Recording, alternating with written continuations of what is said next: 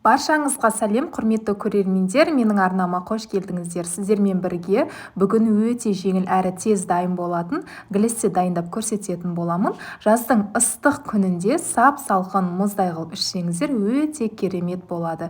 Ендеше менің арнама тіркеліп, видеоны соңына дейін қарауды ұмытпаңыздар. Ең алдымен құрғақ ыдысымызға 1 шай қасық құрғақ кофемізді салып алатын боламыз. Мен қазір 2 ыдысқа 2 глиссе дайындайтын боламын. Және де осының үстіне, яғни кофенің үстіне 1 шай қасық құмшекерімізді салып алатын боламыз. Енді осының үстіне қайнап тұрған ыстық суымызды құйып алатын боламыз.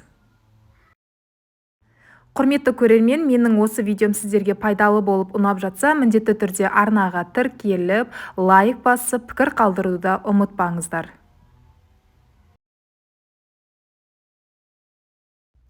Екі ыдысымызға да қайнаған суымызды құйып, яғни толтырмайсыздар, жартылай құйып, осылай дәл видеодағыдай дайындап алатын боласыздар.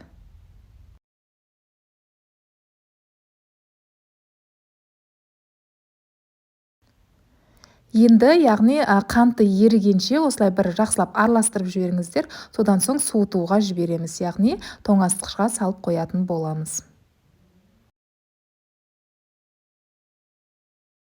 Мінекей біз салқындатып алдық, енді осының үстіне балмұздағымызды салып шығатын боламыз. Кубиктап турап, мендегі балмұздақ пломбир, яғни шоколадный пломбирді қолдансаңыздар да болады. Өте дәмді, өте керемет, сондай сап-салқын болып, біздің глиссеміз дайын болып шықты. Дәл осы рецепт бойынша жасап көріңіздер дегім келеді. Өзіме және де бала-шағама өте қатты ұнады. Сіздер де жасап, жақындарыңызды қуантып қойыңыздар дегім келеді.